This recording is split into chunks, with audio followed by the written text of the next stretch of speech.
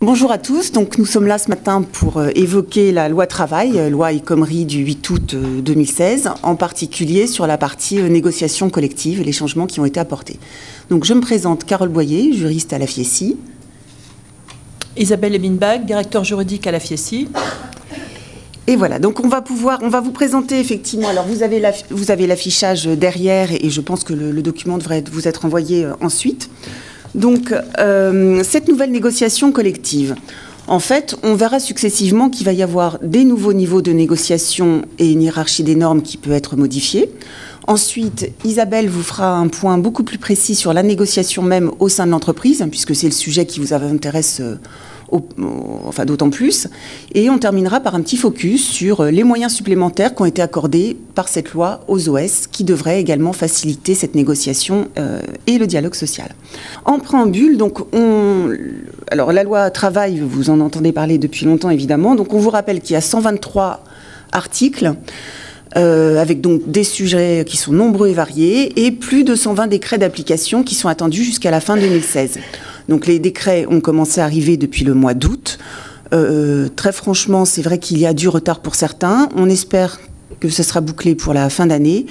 Voilà, mais effectivement, ça fait beaucoup de textes qui ont été écrits et qui sont encore attendus maintenant.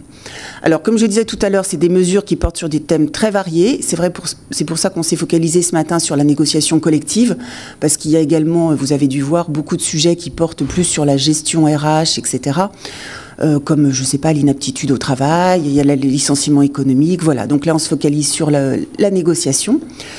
Et c'est des mesures qui vont modifier en particulier donc, cette négociation d'entreprise et qui donc vont toucher, pour certains d'entre vous d'ailleurs, donc les négociateurs au sein de l'entreprise en instaurant de nouvelles règles du jeu.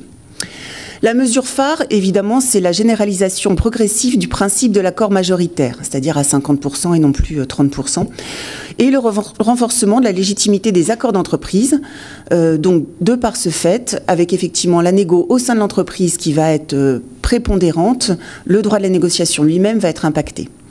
Et les domaines qui sont concernés, notamment parce qu'il y a on va dire une mise en application au 1er janvier 2017, c'est d'abord la durée du travail, des domaines qui sont très importants évidemment, la durée du travail, le repos et les congés, donc un gros bloc, qui seront davantage à la main maintenant des négociateurs dans l'entreprise.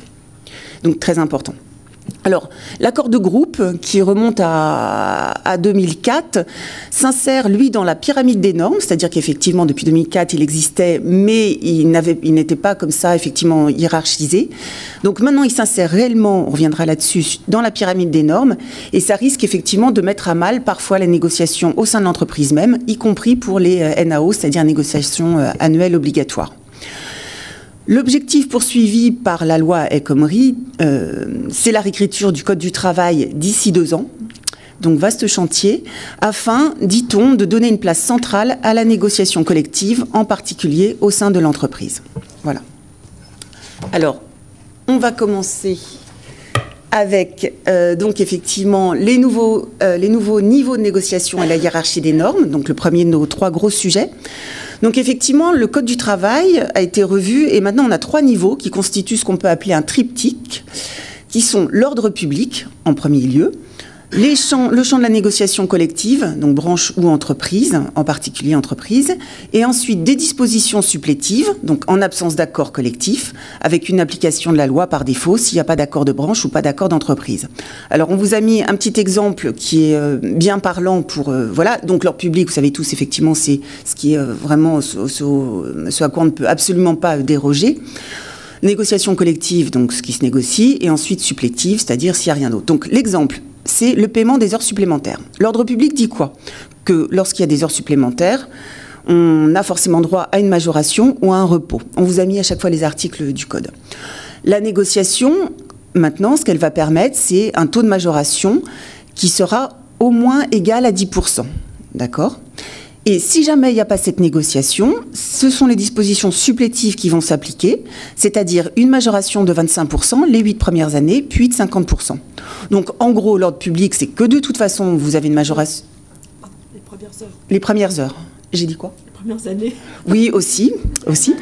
Donc effectivement, l'ordre public, donc vous avez forcément une majoration à un repos. La négo, c'est que vous pouvez diminuer votre taux de majoration au moins jusqu'à 10%.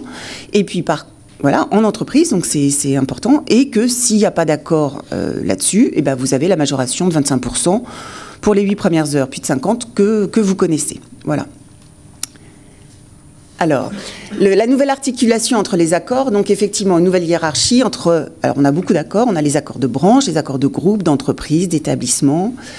Voilà, donc on va les voir au fur et à mesure. Donc, c'est vraiment, en fait, si on peut tourner... Effectivement, donc une hiérarchie qui va s'établir, donc il faut bien avoir en tête, avec donc l'accord de groupe qui maintenant peut prévaloir sur l'accord de branche. Donc, il faut bien visualiser, sans besoin d'autorisation expresse de celui-ci, d'accord ? Donc, ensuite, nous avons l'accord de groupe par rapport à l'accord d'entreprise, donc groupe entreprise. L'accord de groupe peut prévaloir sur l'accord d'entreprise ou l'établissement, mais ici, c'est s'il le prévoit expressément. Alors, attention, cela va s'appliquer aux accords d'entreprise et d'établissement qui ont été conclus antérieurement ou postérieurement dans le périmètre de cet accord, évidemment, sur les thèmes évoqués. Mais donc, ça veut dire que vous avez votre accord d'entreprise sur un sujet qui a été conclu il y a quelque temps. L'accord de groupe qui va arriver, même s'il est postérieur, va pouvoir, s'il le prévoit, modifier cet accord d'entreprise. Donc, c'est pas neutre. Et même s'il est moins favorable aux salariés. Donc, évidemment, c'est là qu'est le point.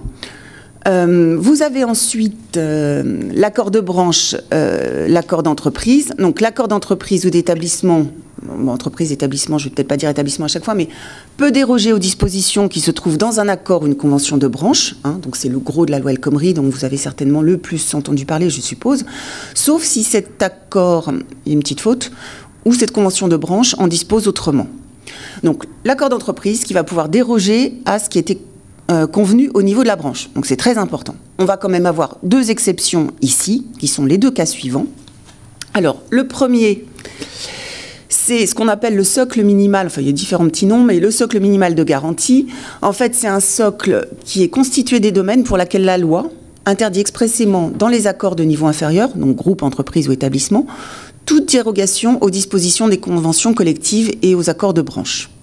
Donc ces accords d'entreprise, sur ces sujets précisément, ne pourront pas être moins favorables qu'à l'accord de branche ou à la convention, et donc la branche va prévaloir ici. Donc c'est important. Donc il y a 4 sujets que vous connaissiez déjà, qui sont les salaires minima, les classifications, la protection sociale complémentaire et la mutualisation des fonds de formation.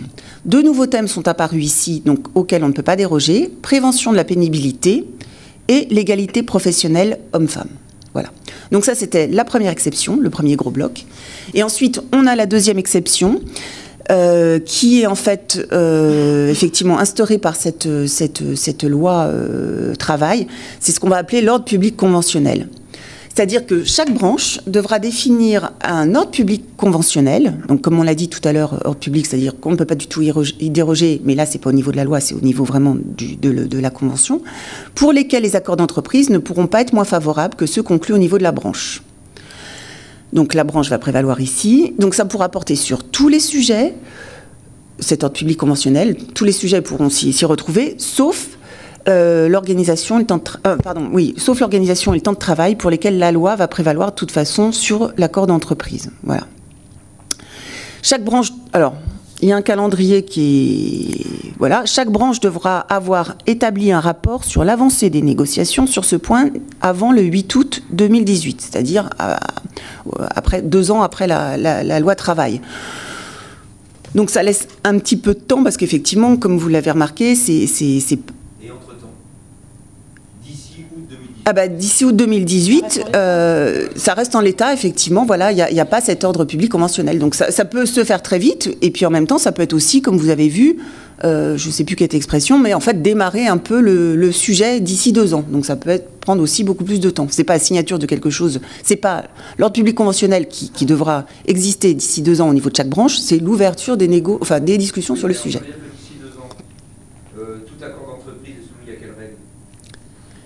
À toutes les règles qu'on va voir, mais pas à cet ordre public conventionnel s'il n'existe pas au niveau de la branche. Voilà, donc il n'y a pas de changement à ce niveau-là. Pendant 2 ans, on peut déroger à quelque chose parce que ça n'existe pas encore. Oui, tout à fait. Donc on peut faire n'importe quoi. On reste en l'état. Alors, sauf les 6 thèmes. Sauf les systèmes qu'on a vus ouais, sur le socle. On reste en l'état. Voilà, on reste en l'état, en fait, voilà. C'est pour ça qu'on est descendu dans la rue, cher Olivier. Oui, non, mais c'est le bout des 2 ans, ça, je l'avais pas encore passé. Alors, ensuite, effectivement, ensuite, vous avez l'accord d'entreprise avec l'accord d'établissement.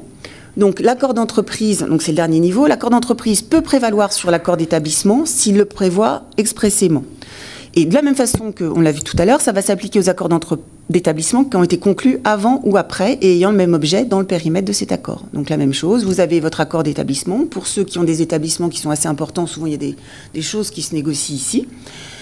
Et ben même si vous avez votre accord qui est antérieur, l'accord d'entreprise va pouvoir modifier les choses au niveau global. Voilà. Alors, l'accord interentreprise, donc je pense effectivement, enfin tu le sais Isabelle, également qu'il n'y a pas forcément beaucoup d'accords interentreprises qui sont signés, mais enfin, peut-être que ça va se généraliser un petit peu plus, on ne sait pas. En fait, un accord entreprise, c'est effectivement conclu, comme le nom l'indique, entre entreprises qui n'appartiennent pas au même groupe. Donc ça peut être au niveau d'une UES, ou ça peut être, alors ça va peut-être se développer un petit peu avec cette loi qui appuie sur le sujet, entre par exemple employeurs et sous-traitants. Et cet accord interentreprise lui-même va prévaloir sur un accord d'entreprise ou d'établissement, s'il le prévoit encore expressément cette fois-ci. Pareil, pour ceux qui sont conclus antérieurement, postérieurement, ayant le même objet et le périmètre, dans le périmètre de cet accord, évidemment. Donc aujourd'hui, comment ça se passe le forfait jour? Dans la branche des bureaux d'études techniques Syntec, il y a un accord de branche qui a été signé et qui a été étendu le 1er avril.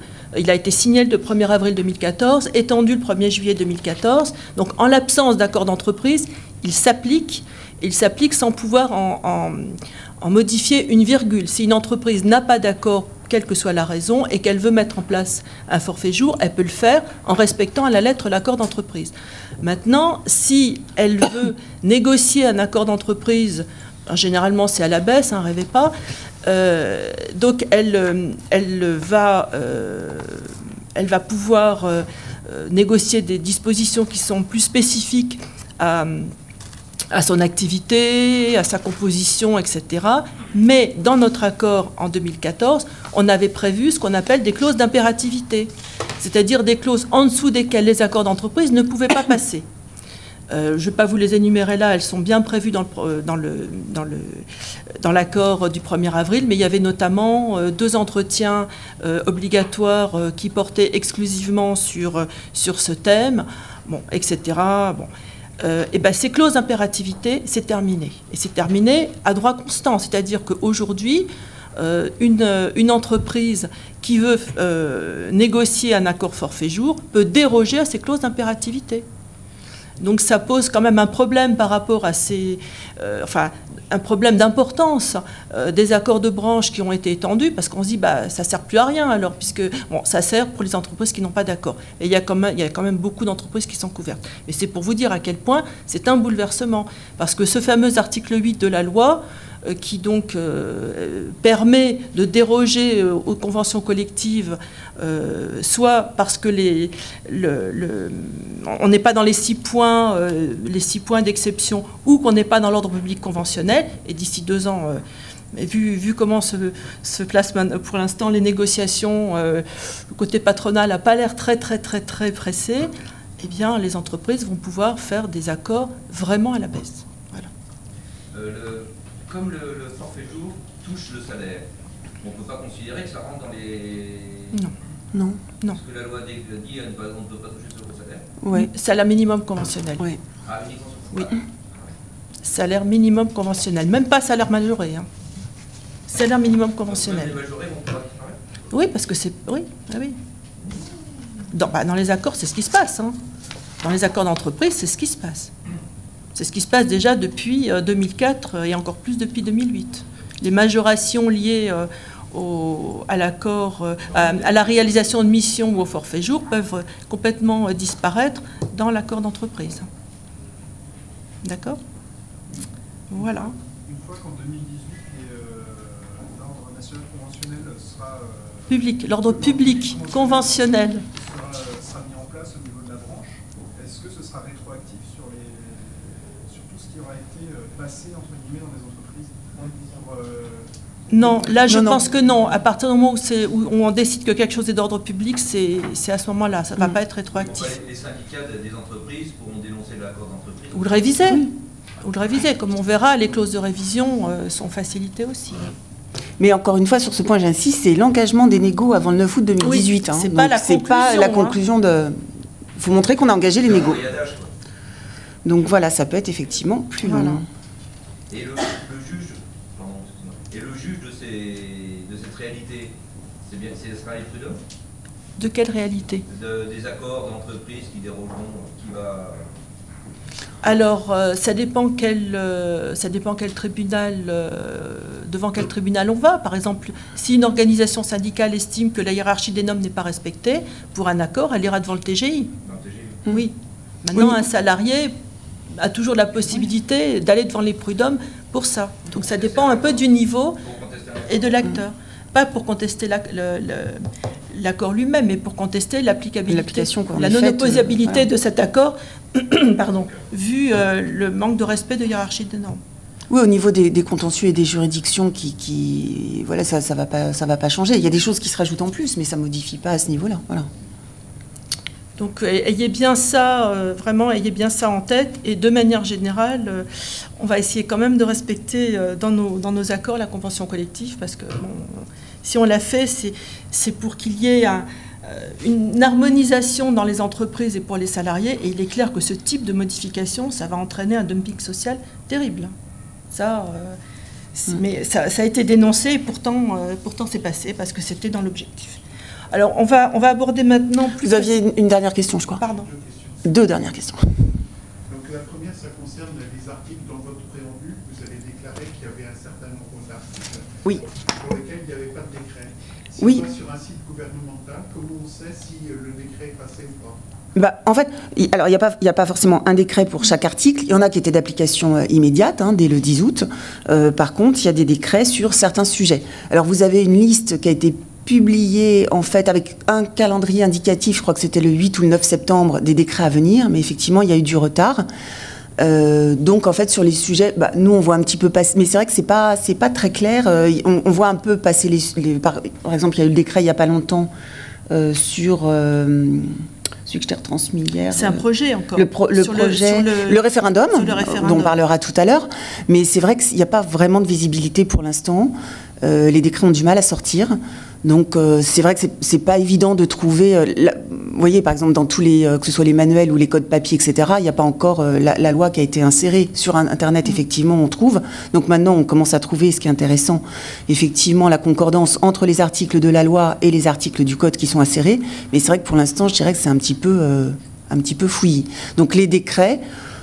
On voit effectivement passer des informations comme quoi tel décret a été publié, etc. Mais c'est pas évident de trouver pour chacun, effectivement, s'ils sont intervenus ou pas. Il y avait un calendrier indicatif, mais... Qui n'est pas respecté. Voilà, qui n'est pas respecté. Et puis qui était, il y a ça en octobre. C'était pas une date précise à chaque fois. Oui, il devait y en avoir fin octobre, ils ne sont pas encore sortis. Bon, il faut aussi réaliser que depuis 2 ans, il y a un véritable harcèlement textuel légal.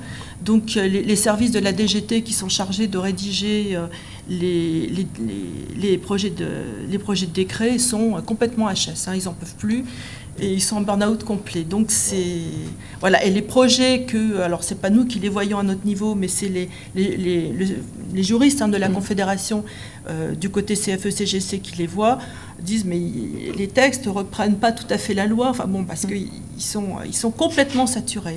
Donc ça risque de prendre un peu de retard, mais beaucoup de choses s'appliquent maintenant. Faut pas s'imaginer on va attendre les décrets en attendant se tourner pouce. Non, il y a des choses qui s'appliquent dès maintenant. Oui, il y en a qui s'appliquent depuis le mois d'août, et puis il y en a d'autres qui sont applicables, mais on attend juste quelques précisions. Mais c'est vrai que, comme ça arrive après les lois Rebsamen et Macron, qui elles-mêmes, sur certaines parties, sont modifiées par cette loi-là, c'est vaste. Nacera. Alors, est-ce qu'il va y avoir un travail de la fédération qui, en support des délégués syndicaux, dans le cadre de négociations, pour avoir à minima des formulations dans les accords qu'on sera amené à négocier pour réinstaurer cette hiérarchie des normes, puisqu'on a vu qu'à chaque fois, il faut que ce soit expressément dit, et pour justement pallier à ce bouleversement? Alors, à ma connaissance, la Confédération travaille surtout dessus pour donner et distribuer des fiches techniques sur un certain nombre de thèmes qui sont communs à toutes les fédérations là-dessus, et ça en fait partie. Voilà. Mais il faut bien évidemment être attentif, et bon, on vous communiquera ce support, éventuellement d'ailleurs modifié au fur et à mesure, ou d'ici quelques temps s'il y a d'autres décrets qui passent. Et on vous communiquera aussi, au fur et à mesure qu'ils seront rédigés et validés, des fiches techniques sur des thèmes particuliers. Après, là, c'est vrai que ça fait pas mal d'informations, etc. Mais je pense que quand vous le reprendrez peut-être à tête plus reposée, en faisant même, comme on a tous fait, un petit tableau avec celui-là il va au-dessus, celui-là qui va en dessous, et puis il y a 2 exceptions, c'est vrai qu'on visualise mieux, c'est vrai. Et voilà, il y a vraiment la branche, le groupe et l'entreprise. Et c'est ça qu'il faut bien voir avec... voilà. Là, c'est la deuxième question, c'est concerne la hiérarchie des normes. On ne voit pas très bien si le contrat de travail peut être supplanté par des accords collectifs dans votre présentation. Alors, si dans le contrat, j'ai des choses qui sont prévues, est-ce qu'un accord collectif peut revenir sur des choses qui sont prévues? Oui, dans certains cas, oui. Dans certains cas, oui, comme ça pouvait déjà se passer par le passé. Après, on va parler un tout petit peu plus spécifiquement du contrat de travail dans une disposition particulière tout à l'heure. Mais oui, le contrat de travail peut être supplanté, c'est le terme, absolument. Bon, là, on va donc aborder plus spécifiquement la négociation au sein de l'entreprise, qui est donc le domaine qui vous intéresse. Donc là, vous allez voir qu'il y a des modifications dans tous les sens par la loi travail, et il va falloir vous adapter. Donc, certes, la fédération va vous aider du mieux qu'elle peut, mais il va falloir que vous mettiez les mains dans le cambouis pour déjà comprendre le dispositif et puis travailler sur je dirais, l'habilité à être négociateur et à l'emporter. Et en amont aussi, on aura l'occasion de revenir, d'avoir une majorité ou en tout cas un pourcentage de voix le plus élevé possible pour peser fortement. Alors d'abord un petit rappel sur le panorama, sur les différents négociateurs. Certains d'entre vous ont dû connaître une époque où le négociateur c'était le délégué syndical, point barre. C'était facile. Délégué syndical signait pas. Et au fur et à mesure des années, ça s'est étoffé. Et là, la négociation du délégué syndical, je ne vais pas dire qu'elle devient en second plan, mais elle fait partie de négociateurs, mais il y a maintenant d'autres négociateurs. Et sur le nombre, par rapport aux accords que j'ai l'occasion de voir, ça s'équilibre pratiquement. Il y a beaucoup de négociations d'entreprises sur des thèmes importants qui sont faits par d'autres acteurs que les délégués syndicaux. Alors, pour les délégués syndicaux, la loi n'a pour l'instant rien changé. En revanche, là où ça a changé, c'est la négociation à l'absence de délégué syndical. Ça peut vous arriver aussi. Vous êtes peut-être, je ne sais pas d'entre vous, qui, dans son entreprise, il n'y a pas de délégué syndical, ou, au prochain renouvellement, il n'y aura peut-être pas de délégués syndicaux, ou vous ne serez peut-être pas représentatif. Donc, les premières négociations à l'absence de délégué syndical, ce sont les élus, qui sont, eux, soit titulaires, soit suppléants, un élu qui a été mandaté par une organisation syndicale représentative. La deuxième nouveauté, bien sûr, Carole en a parlé tout à l'heure, c'est la généralisation de l'accord majoritaire. Et ça, c'est un gros bouleversement. Là, on parle d'accord avec les délégués syndicaux, bien sûr. L'entrée en vigueur n'est pas immédiate. Elle est immédiate pour les nouveaux accords de préservation et de développement de l'emploi. On y reviendra tout à l'heure. Ce n'est pas des accords qui sont extrêmement courants dans notre branche, mais à compter du 1er janvier, donc c'est demain, pour les accords sur la durée du travail, le repos, les congés, c'est-à-dire les 8 accords sur 10. D'accord ? Et à partir du 1er septembre 2019 pour les autres accords. Alors le principe de l'accord majoritaire, c'est qu'il doit être signé par une ou plusieurs organisations syndicales représentatives qui ont recueilli plus de 50% des suffrages exprimés au premier tour des dernières élections. Plus de 50%. Donc si c'est 50, non, plus de 50. Ça veut dire quoi ? Ça veut dire qu'il faut recalculer le pourcentage, parce que c'est 50% des organisations syndicales représentatives.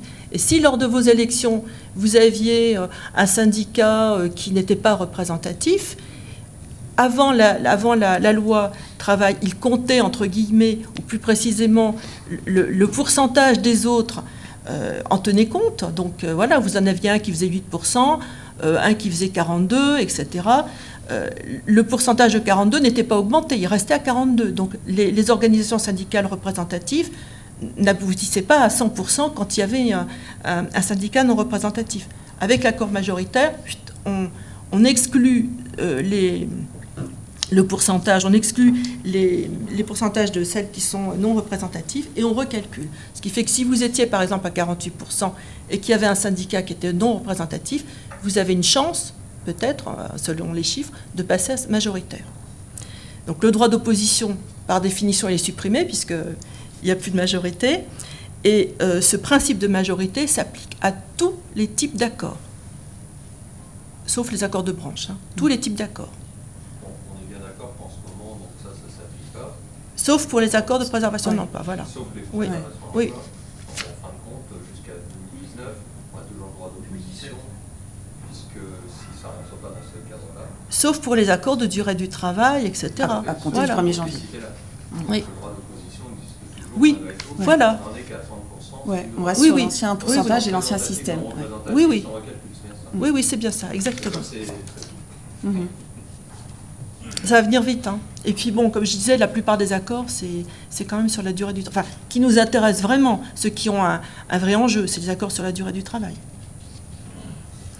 Alors, qu'est-ce qui se passe si un accord est signé et qu'il y a entre 30 et 50%? Il y a une possibilité de les valider par référendum. Alors, vous allez voir que comme pour toute cette loi, pour faire office de simplification, c'est pas gagné, hein. Donc, si l'accord n'a été signé que par des organisations syndicales qui représentent entre 30 et 50 au premier tour, donc des élections, l'accord peut être validé par référendum. Il faut qu'une organisation syndicale signataire le demande dans le mois suivant la signature. Première condition. Ensuite, il y a un délai de 8 jours qui s'ouvre, au cours duquel on peut dire que l'accord reste ouvert à la signature d'une autre organisation qui dira bon, bah, finalement, allez, je vais signer. Mais il peut aussi, dans ce délai, faire qu'une organisation se retire. Ah, finalement. Voilà, finalement, Je le fais. voilà, finalement, je ne le fais pas. Troisième condition, il faut que l'employeur organise un référendum dans les 2 mois. Enfin, il organise un référendum dans les 2 mois. Le vote électronique étant possible. Donc l'intérêt, enfin, disons que ce qu'il faut, à quoi vous veillez particulièrement, c'est que l'accord, quand il vous est soumis à la signature, il soit déjà signé par l'employeur. Sinon, il peut, au bout du compte, réfléchir et dire bah non, il n'y a pas assez de monde qui signe. Moi, je voulais une vraie majorité, je voulais un processus démocratique, je ne veux pas de signature. Je ne veux pas d'accord. Donc veillez et demandez à ce que l'employeur vous donne une version signée. Ouais. Alors, si l'employeur a signé, est-ce qu'il est obligé d'organiser le référendum dans les conditions qui sont énoncées précédemment? Ah oui, puisque si une organisation syndicale le demande. Oui, oui. Voilà. Mais vous dites qu'une OS peut se retirer de sa signature, pourquoi le patron peut se retirer?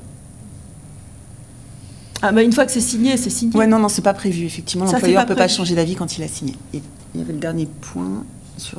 Ah pardon, oui, ben voilà. La conséquence, c'est que si l'accord il est approuvé avec la majorité des suffrages, il est valide, sinon, il n'existe pas. Pour les accords catégoriels, le taux est ramené au collège considéré.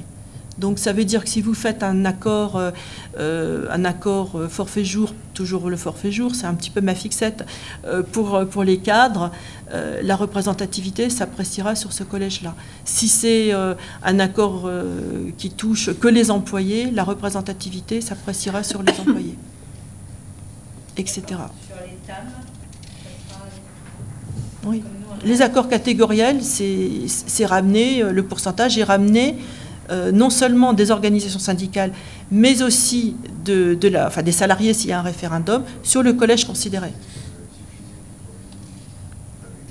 Alors, il y a encore quelques nouveautés aussi sur le contenu des accords.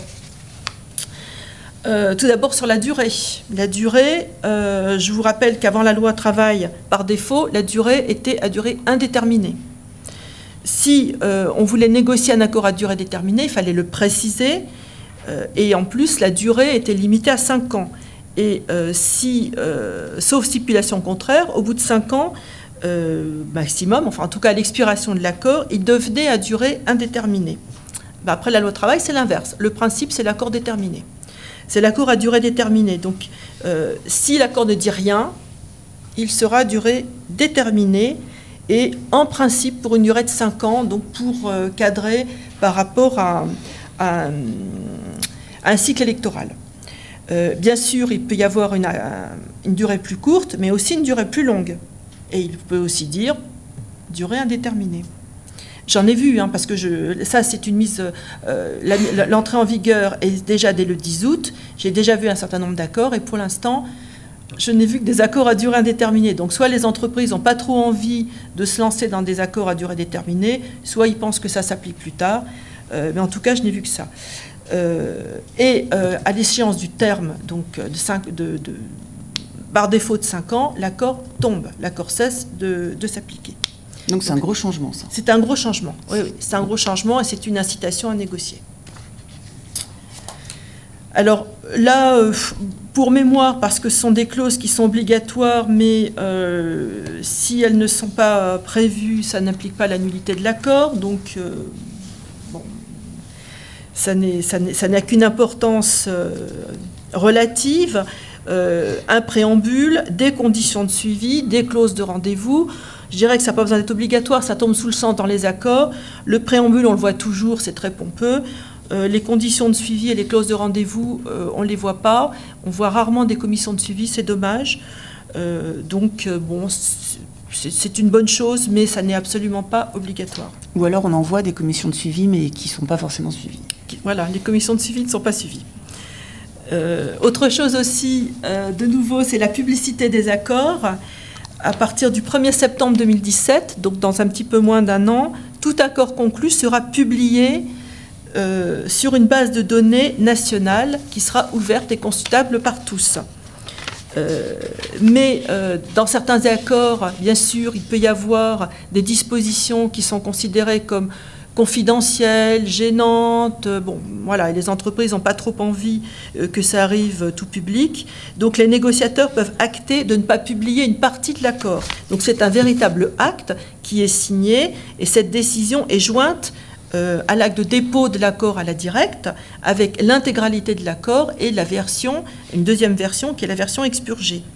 Et si les négociateurs ne se sont pas entendus sur ce point, si un des signataires le demande, alors l'accord pourrait être publié intégralement, mais dans une version anonyme.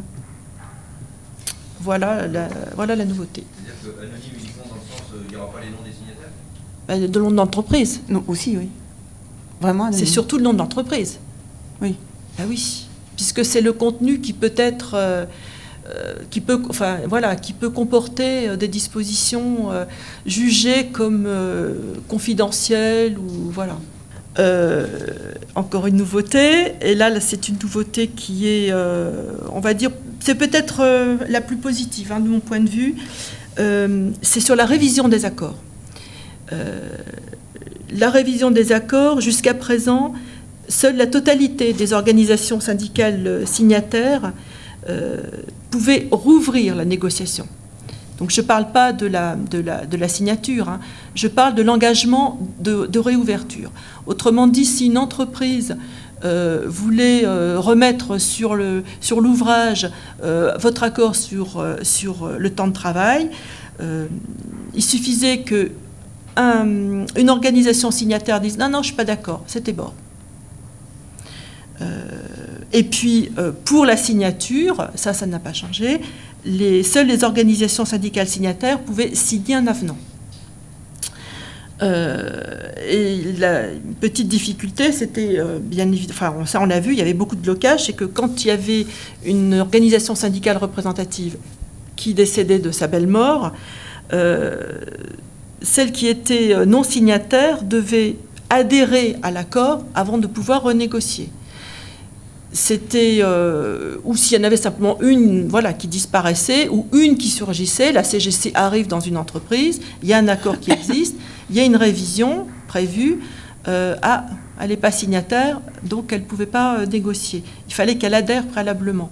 Donc dans le timing, ça pouvait être un peu juste, et puis surtout, parfois adhérer à un accord qui était tout à fait dérangeant sur le plan de la politique CFE-CGC, c'était assez compliqué. La loi travail a assoupli ces règles. D'abord, la représentativité des acteurs au moment de la révision est prise en compte en 2 étapes. L'engagement de révision, donc on accepte de réviser, c'est réservé aux signataires pendant un cycle électoral. Donc il n'y a plus de blocage à durée indéterminée. Ça ne dure que le temps de la fin du cycle électoral. Ensuite, quand le cycle électoral est terminé, c'est ouvert à l'ensemble des organisations syndicales représentatives. La signature de l'avenant, ça ne change pas. C'est toujours les règles de droit commun, les signataires ou ceux qui adhèrent ultérieurement. Pour les entreprises qui sont dépourvues de délégués syndicaux et dans lesquelles l'accord a été signé par des élus, ce sont les mêmes règles, ça peut être révisé par les mêmes interlocuteurs. Alors, à ma connaissance, ça n'est pas précisé par la loi. Qu'est-ce qui se passe quand un accord était signé par des élus, et parce qu'il n'y avait pas d'organisation syndicale représentative avec un délégué syndical, et puis un délégué syndical arrive? Qu'est-ce qui se passe? Donc je pense que là aussi, il va falloir attendre le cycle électoral suivant. Mais en tout cas, il ne devrait plus y avoir de blocage pour les révisions d'accords. Donc là, l'entrée en vigueur, c'est également immédiat. Et il faut quand même que tous les OS signataires soient toujours d'accord. Pour? Non, c'est plus nécessaire. Une seule suffit. L'accord de toutes les organisations n'est plus nécessaire pour l'ouverture des négociations. C'était un gros point bloquant. Hein. Et on en a joué un petit peu, il faut dire. Alors, on va parler de ce qui est aussi un point là très délicat et que vous allez certainement rencontrer très bientôt. C'est sur la dénonciation des accords et la mise en cause des accords, notamment lorsqu'il y a des fusions, sessions. La première nouveauté, donc vous savez, enfin j'ai peut-être besoin de vous le rappeler, mais quand un accord est dénoncé, soit par l'intégralité des signataires des parties d'un côté ou de l'autre, ou par suite de fusion, la dénonciation se fait au moment donc de l'acte, s'ouvre un délai de préavis de 3 mois, à l'issue duquel il y a un délai de négociation de 12 mois, au cours duquel se négocie un accord de substitution. Eh bien, avec la loi travail, il est possible de négocier, voire même de signer, je ne l'ai pas précisé là, mais c'est bien dans l'article, voire même de signer, dans le préavis de 3 mois, un accord de substitution. C'est rapide, mais bon, c'est pas impossible. Hein. Qu'est-ce qui se passait sous l'ancien régime, hein, la situation antérieure? À défaut d'accord de remplacement conclu donc dans le délai d'1 an après le préavis de 3 mois, s'il n'y avait aucun accord de signé, les salariés concernés, les avantages individuels acquis, qu'ils avaient donc acquis en application du texte dénoncé, de fait ou dénoncé par un acte. Vous avez dû le voir aussi souvent, l'avantage individuel acquis, ça n'a pas été défini par la loi, la jurisprudence en a déterminé quelques traits, ce n'était pas une frontière bien précise. On va dire que ce qui était le plus souvent retenu, c'était une rémunération ou un droit, ça c'est la définition, hein, dont le salarié bénéficiait à titre personnel et qui correspondait à un droit ouvert et non simplement éventuel. Terminé. Donc, si vous ne saviez pas ça, vous voulez l'apprendre maintenant, c'est fini, ça n'existe plus. Maintenant, c'est seule la rémunération antérieure qui est maintenue. Donc, l'avantage individuel acquis a disparu. Et tous les éléments de la rémunération. Alors, le problème, c'est que, qu'est-ce que ça recouvre? La loi ne le précise pas. Alors, donc, la situation avant n'était pas claire. La situation aujourd'hui, je crois qu'il y aura une grosse jurisprudence. On s'est creusé la tête avec nos collègues juristes. On ne sait pas ce que c'est que la rémunération antérieure. Ouais, c'est encore flou. Hein. C'est encore très flou, parce que quand on lit l'article dit « La rémunération dont le montant annuel pour une durée de travail équivalente à celle prévue par leur contrat de travail ne pourra être inférieure à la rémunération versée lors des 12 derniers mois. » Qu'est-ce qu'on fait des primes? Qu'est-ce qu'on fait? Voilà, c'est toute la question. Donc, on n'en sait rien. On n'en sait rien. Je ne sais pas répondre à cette question. On peut affiner un peu en disant que ce qui est soumis aux cotisations sociales, donc ça exclut la structure, enfin le maintien de la structure de rémunération, donc peut-être que ça va toucher le variable, mais pour le reste on ne sait pas. Puis, à durée de travail équivalente, qu'est-ce que ça veut dire? On est tous aux 35 heures, sauf ceux qui sont au forfait jour. Donc là aussi, on ne sait pas si c'est le même nombre de jours de récupération, par exemple, ou le même horaire, on ne sait pas. Alors, dans les nouveautés de la loi, justement, en cas de fusion, cession, etc., qui entraînent la mise à cause d'un accord, il y a 2 nouveaux types d'accords, qui sont les accords de transition et les accords d'adaptation. Alors, l'accord de transition, qu'est-ce que c'est? C'est une négociation anticipée d'un accord de substitution. Je pense que ça va se négocier surtout pour les grandes entreprises où des rapprochements sont prévus de longue date. Pourquoi? Parce que c'est un accord qui va s'adapter uniquement aux salariés de l'entreprise dont l'accord est mis en cause. Les négociateurs, c'est les côté employeurs, c'est les employeurs des 2 entreprises. Et en revanche, les organisations syndicales représentatives, c'est uniquement celles à qui appartiennent les salariés dont les contrats sont susceptibles d'être transférés. Donc la durée est maximum de 3 ans. À l'expiration de cet accord de transition, la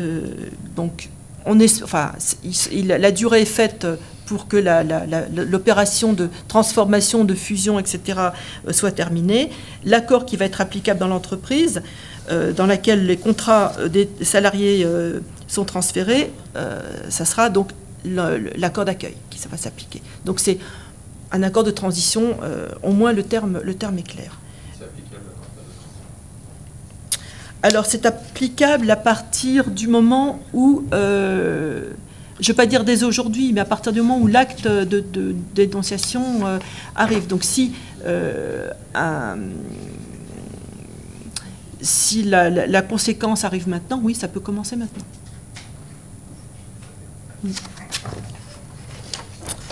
L'accord d'adaptation, lui, il existait déjà sous une forme un peu larvée, mais là, il est véritablement encadré par la loi. Il correspond à une négociation d'harmonisation des salariés des 2 statuts, entreprise transférée et entreprise d'accueil, pour qu'il y ait un statut unique. La nouveauté, c'est que là, les employeurs des 2 entreprises et les organisations syndicales des 2 entreprises sont partie prenante à la négociation. Et l'accord d'adaptation va se substituer aux accords mis en cause, d'une part, et va réviser l'accord de l'entreprise d'accueil, d'autre part. Donc c'est pour ça qu'il existait un petit peu de façon larvée, c'est-à-dire que dans l'ancien... ce qui existait avant, c'est qu'à l'occasion d'un transfert, l'entreprise d'accueil en profitait aussi pour réviser son propre accord. On dit un mot sur les accords de préservation et de développement de l'emploi. On avait parlé un tout petit peu tout à l'heure quand on parlait du contrat de travail. Je ne sais pas si certains d'entre vous ont eu des accords défensifs dans leur entreprise. J'en ai vu passer aucun dans la branche. Les accords défensifs, ça permettait aux entreprises qui avaient des graves difficultés économiques de moduler leur temps de travail en contrepartie d'une préservation de l'emploi, c'est-à-dire ni plus ni moins qu'une baisse de salaire. D'accord ? Donc ça, vous en avez entendu parler. Mais dans la branche, de mémoire, j'en ai pas entendu parler. Voilà, dans l'industrie, il y en a eu. Oui, pour le même salaire, vous allez travailler 39 heures. Voilà, en gros, pour résumer. D'accord ? Donc ça, c'était il y a 2 ans. C'était le plan défensif pour défendre l'emploi. Ce qui existe maintenant, c'est de permettre aux entreprises, même qui ne connaissent pas de difficultés particulières, d'ajuster leur organisation de travail pour répondre à des objectifs de préservation ou de développement d'emploi en concluant un accord majoritaire, dit offensif, qui s'appliquera et primera sur le contrat de travail. Donc ça revient à ce que je disais aussi, là c'est mis en toutes lettres, cet accord offensif primera sur le contrat de travail, notamment en matière de rémunération et de durée de travail. Donc ces accords sont conclus pour une durée déterminée, donc au plus de 5 ans. Un bilan est prévu qui doit être effectué chaque année par les signataires. Son contenu est très encadré. Je vous invite à lire cet article qui doit faire 1,5 pages. C'est vraiment très long, très dense. L'accord doit vraiment donner un élan à l'entreprise. Bon. Là, par contre, c'est l'exception par rapport à ce que je vous disais tout à l'heure sur le préambule. Il doit comporter un préambule, sinon sous peine de nullité. Et donc, comme je te le disais, tout particulièrement ces accords-là s'imposent au contrat de travail. Donc, qu'est-ce qui se passe si on n'est pas d'accord? Voilà, parce que c'est quand même l'idée. Je ne veux pas que mon salaire, même ma prime ou mon temps de travail qui était à 35 passe à 39. Je ne suis pas d'accord, qu'est-ce qui se passe? Donc, le salarié, il va avoir un avenant à son contrat de travail. S'il refuse, eh bien, il est licencié. Non, pas pour motif économique, pour un motif spécifique, sui generis, comme on dit, voilà, mais avec des conséquences qui sont proches du licenciement économique, c'est-à-dire qu'on va lui proposer un parcours professionnel particulier et un accompagnement proche du contrat de sécurisation professionnelle. Mais qui doit être prévu dans l'accord d'entreprise ou qui existe par la loi? Qui existe par la loi, hein. Oui, qui existe par la loi. Et donc ce parcours est financé par l'entreprise et aussi par le salarié, puisqu'il abandonnera son préavis. De la même façon, à peu près que pour un licenciement économique. Il y a un reclassement obligatoire, il y a que des formations. Ah oui. Formation, oui. Non, là, on n'est pas dans le cadre d'un licenciement économique, il n'y a pas de reclassement. Il y a un accompagnement, un parcours, c'est... Et les décrets sont sortis? Ah, très bonne question. Je ne sais même pas s'il y avait un décret spécifiquement. Parce qu'il n'y Oui, a pas de je crois décret qu'il pour tous les s'applique, hein. articles. Non, donc, je crois qu'il s'applique. Hein. Hmm. Oui, je crois qu'il s'applique tout de suite.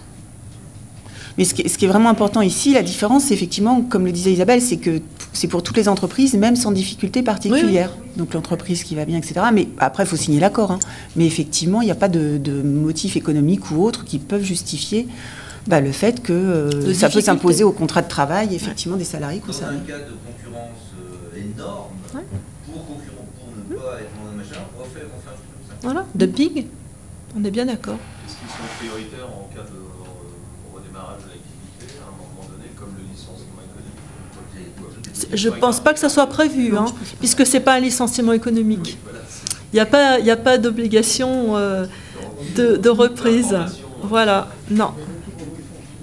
Puis de toute façon, il n'y a pas de notion de redémarrage, puisqu'il n'y a pas de difficulté particulière. Donc,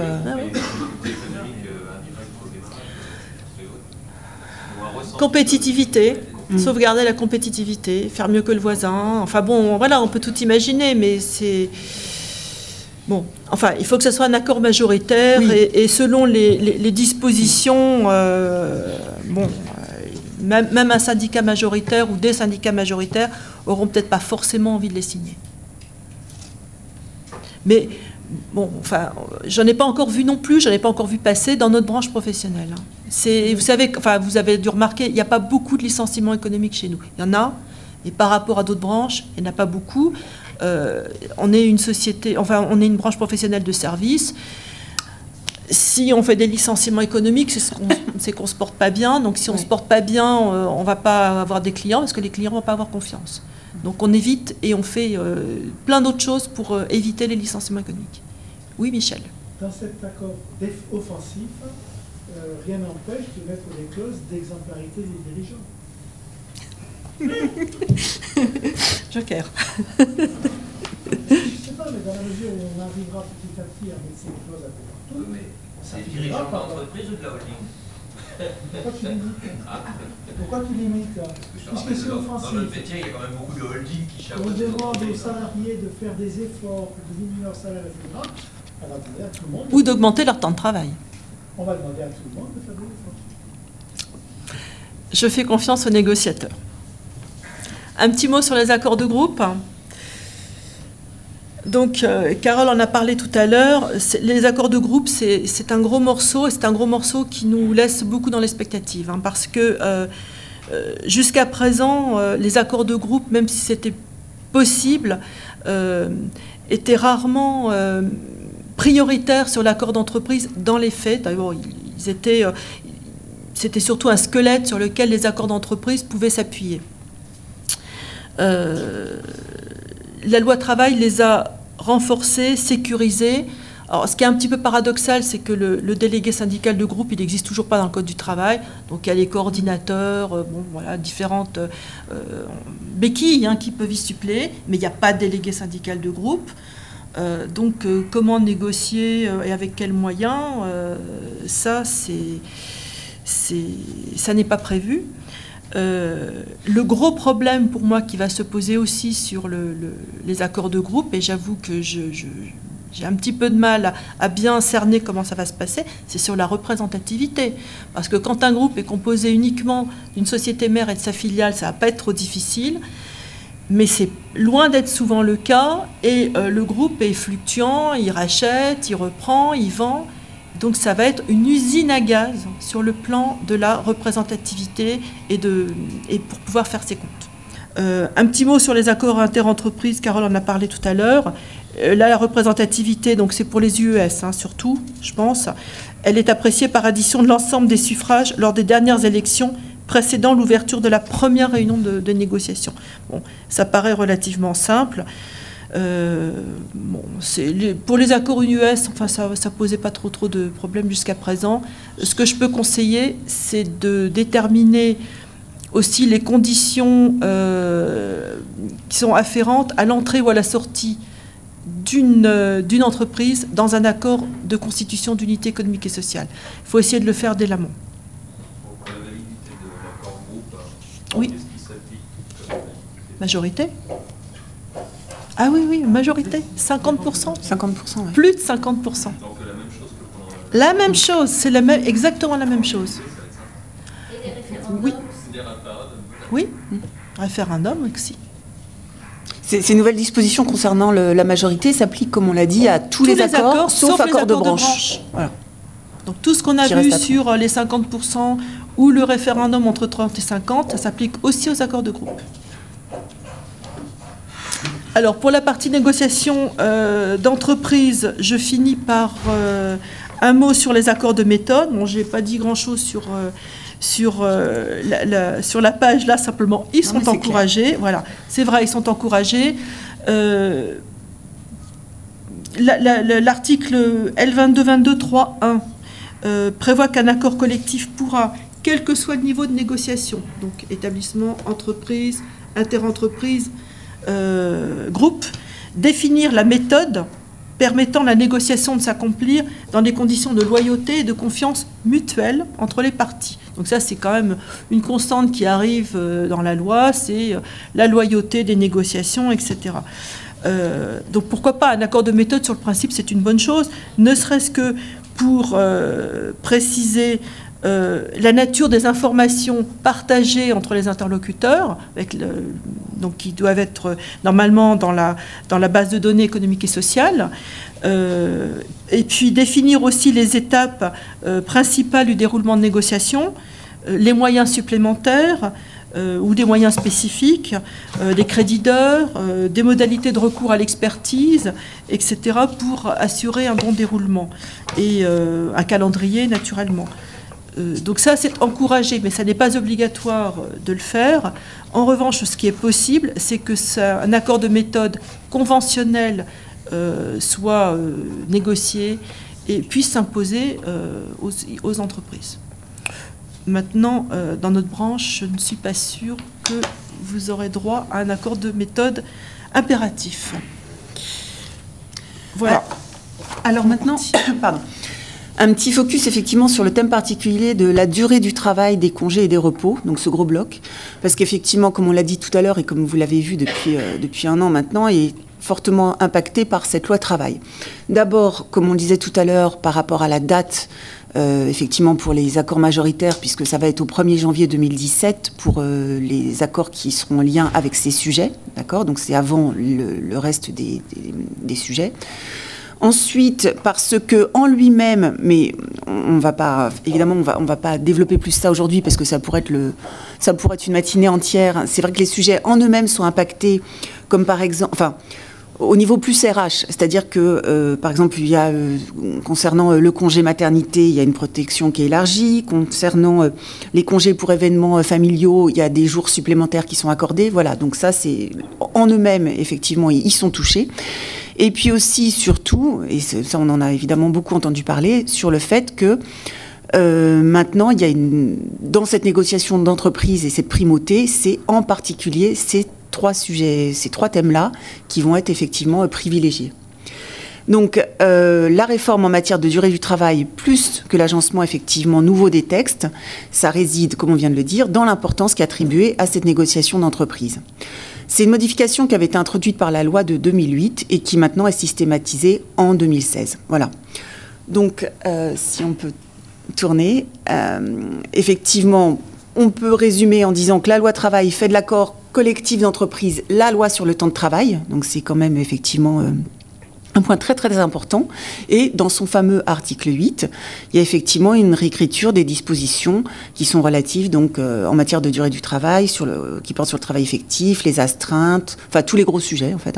Le régime des équivalences, la durée légale, les durées maximales, les conventions de forfait. Il y a des sujets qu'on a déjà évoqués depuis tout à l'heure là. La répartition, l'aménagement des horaires de travail, le travail de nuit, le temps partiel intermittent, repos quotidien, jours fériés, congés payés, compte épargne-temps, d'accord ? Donc, les quelques sujets qui ont échappé à cette réécriture, ce sont les dispositions qui sont en fait effectivement applicables aux jeunes travailleurs, au repos hebdomadaire et au contrôle de la durée du travail. Voilà. Donc, enfin, je veux dire, c'est le sujet, il n'y a pas de surprise ici. C'était le gros thème, et effectivement, maintenant, primauté au niveau de l'entreprise. Voilà. C'était pour faire juste un petit point particulier en terminant la partie d'Isabelle sur la négociation dans l'entreprise. Pour les accords de branche conclus avant le 10 août 2016, donc effectivement, qu'est-ce qu'il en est par rapport à ces sujets ? Alors, selon ce qu'on appelle l'étude d'impact, il était prévu donc dans l'application dans le temps, lorsque la loi le permet, les accords d'entreprise qui seront conclus postérieurement à l'entrée en vigueur de la loi prévaudront sur les accords de branche, y compris sur ceux ayant été conclus antérieurement à l'entrée en vigueur de la loi, même lorsqu'ils prévoient des clauses de verrouillage. C'est ce que je vous disais sur l'impérativité. Tout à fait. Mais c'est vrai que la doctrine, enfin, c'est effectivement ceux qui sont exprimés depuis là sur ces derniers mois, il y a une partie de la doctrine qui partage cette analyse et il y a d'autres commentateurs qui émettent des réserves s'agissant d'accords de branche, effectivement, qui comportent une clause impérative. Donc, encore sur ce sujet-là, on n'a pas de certitude et on reste encore pour l'instant un petit peu dans le flou. Voilà. Notre dernière grande partie, effectivement, c'est un focus qui est fait sur les moyens supplémentaires accordés aux OS, puisque depuis tout à l'heure, on vous le dit, effectivement, au niveau de la négociation dans l'entreprise, il va vraiment, enfin on verra ça un peu en conclusion, mais effectivement, il va y avoir une importance et des besoins, une réactivité, une formation, etc., qui seront importants. Donc, a priori, on a essayé dans la loi, a priori, de donner des moyens supplémentaires aux organisations syndicales et donc aux négociateurs. Il y a 3 points qu'on a notés, il y en a d'autres, mais c'était les plus importants ici, c'est par rapport aux heures de délégation. Donc, il y a une hausse des crédits d'heures qui sont accordés à hauteur de 20%. Donc, en clair, puisque c'est toujours selon les effectifs, le crédit d'heure mensuel des DS, des délégués syndicaux, a été allongé par la loi travail. Donc, en passant de 10 à 12 heures pour les entreprises ou établissements de 50 à 150 salariés, de 15 à 18 pour les entreprises ou établissements de 151 à 499, et de 20 heures à 24 heures pour les entreprises ou établissements d'au moins 500 salariés. Donc voilà, une hausse de 20% pour ces personnes. De la même façon, le crédit d'heure du délégué syndical central, dont on parlait tout à l'heure, a été porté de 20 à 24 heures par mois. Enfin, il y a un crédit d'heure global annuel, donc j'ai bien dit global, qui est alloué à la section syndicale pour la préparation spécifiquement de la négociation collective et qui est portée de 10 à 12 heures pour les entreprises de moins de 500 et de 15 à 18 heures pour les entreprises de moins de 1000 salariés. Évidemment, comme ça concerne la négociation, il n'y a pas de hausse des crédits d'heures pour les membres élus, CE, DP ou CHSCT. Et enfin, on parlait tout à l'heure un petit peu des forfaits jours. Donc effectivement, à défaut toujours d'accord collectif, pour les forfaits jours, évidemment, ce n'est pas évident de compter les heures de délégation. Donc il a été convenu que le crédit d'heure est regroupé en fait en demi-journées, qui seront à déduire donc, du nombre annuel de jours travaillés. Une demi-journée, il a été convenu que ça correspondait à 4 heures de mandat. Et donc c'est applicable aux DS, aux RSS et aux membres du CHSCT. Voilà. Donc, a priori, des heures supplémentaires pour parvenir à cette négociation. Également, une disposition qui peut impacter ici, ça concerne la formation. C'est-à-dire que il y a, alors, s'il y a un accord au niveau du CE, évidemment, ça ne lui sera pas imposé, mais il y a 2 nouvelles utilisations du budget de fonctionnement qui sont possibles. D'abord, via un financement des formations pour les DS ou les DP, donc sur ce budget du CE. Et également, ça vous avez dû en entendre parler, une prise en charge des frais, parce que c'était un gros sujet évidemment, une prise en charge des frais du CHSCT en cas d'annulation par le juge de la décision définitive du CHSCT de recourir à un expert. Comme vous le savez, le CHSCT n'a pas de budget propre, donc la question se posait souvent, parce qu'il y a quand même de nombreuses expertises. L'expertise est contestée par l'employeur obtient un gain de cause, l'expertise éventuellement a commencé, donc il y a forcément des frais. Quid de ces frais? Donc, il y a un remboursement qui est obligatoire maintenant de l'expert à l'employeur des sommes perçues lorsqu'elles ont été quelque part indûment perçues, puisqu'il y a une remise en cause de l'expertise en question. Et le CE, encore une fois, s'il le souhaite, peut prendre en charge les frais du CHSCT. Voilà. Et enfin, les moyens numériques, donc qui vont être... C'est une possibilité. Alors, les moyens numériques, effectivement, donc avant, vous savez, je pense qu'il fallait un accord d'entreprise pour autoriser la mise à disposition de tracts et de publications de nature syndicale sur un site syndical et également via les boîtes mail, enfin les boîtes mail des entreprises. En particulier, effectivement, dans notre secteur, comme les personnels, les consultants ou les ingénieurs sont souvent dispatchés un petit peu partout, chez des clients, sur différents sites. Évidemment, la distribution de tracts papier était beaucoup plus compliquée, donc il y avait effectivement un souhait d'utiliser la voie électronique. Il y a une modification qui intervient maintenant, c'est effectivement... On n'a plus besoin d'accord entreprise pour autoriser donc cette mise à disposition de tracts sur un site syndical accessible à partir de l'intranet de l'entreprise. Ça s'appliquera bientôt, donc à partir du 1er janvier 2017. C'est valable pour une question d'égalité pour toutes les OS présentes dans l'entreprise, pas uniquement les OS représentatives. En revanche, pour la diffusion via la messagerie électronique, ça reste, il y a toujours la nécessité d'avoir un accord d'entreprise pour autoriser cette diffusion. Voilà. Et tout ça, le texte le dit, devant se faire, en fait, évidemment, en bonne intelligence, sans poser de difficultés au niveau de l'entreprise, etc., etc. Mais bon, c'est vrai que cette possibilité d'accéder maintenant, enfin de déposer quelque part tout ce qui est tract et publication sur l'intranet pourra être effectivement, sans l'accord de l'employeur, pourra effectivement être un avantage pour les OS. Voilà.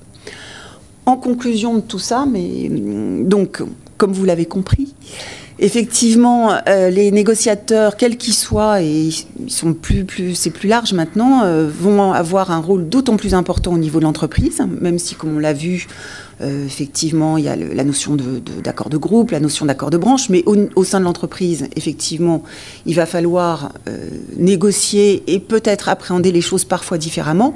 Donc, il va falloir des acteurs qui soient tout à fait légitimes, qui soient tout à fait formés et qui soient effectivement tout à fait réactifs.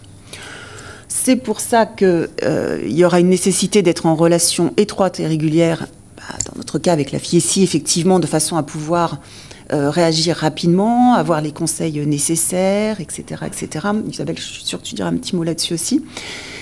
Mais comme on le disait pendant toute la matinée, c'est vrai qu'il y a encore de nombreuses incertitudes, notamment dans l'attente des décrets, ou alors par rapport à certains textes, on l'a vu, qui ne sont pas forcément compréhensibles, ou alors par rapport à, quand on parlait de la représentativité, qui sont peut-être quasi impossibles, enfin qui vont être difficiles à mettre en œuvre. Donc il y a des incertitudes, ce qui veut dire qu'il y aura forcément des contentieux peut-être nombreux et des jurisprudences à venir qui vont préciser tout ça. Voilà. Donc notre conseil, vous l'avez bien compris, c'est effectivement d'être présent et nombreux au premier tour de vos élections, et notamment en tenant compte de la parité nouvelle qui effectivement sera imposée bientôt. Voilà, Isabelle, conclusion. Non, je pense que là tu as un petit peu tout dit. Moi, j'insiste sur le fait qu'il va falloir que vous, négociateurs, vous mettiez vraiment aussi les mains dans le cambouis, c'est-à-dire que d'être en étroite relation avec la FIECI, bien sûr, mais il ne s'agit pas de nous donner au dernier moment un accord avant signature, parce que ça sert à rien. Ça sert à rien. Il faut bien que vous connaissiez préalablement le périmètre, les acteurs, et puis et la législation qui s'applique. Et ça paraît être évident, ça ne l'est pas. Beaucoup d'élus ou de salariés mandatés ne sont pas à l'aise, mais je peux le comprendre, bien sûr, avec les accords d'entreprise, avec la convention collective, avec la loi. Il va falloir quand même les regarder d'un peu plus près, parce que les accords ne peuvent pas être négociés au niveau de la fédération. On peut voir avec vous les points qui vont coincer, attirer l'attention sur quelque chose éventuellement que vous n'avez pas vu, mais en amont, il va falloir regarder et vous interroger aussi auprès de vos collègues. Parce que là, le champ est très vaste de toutes les dérogations possibles. Est-ce que vous auriez des interrogations par rapport à ça ?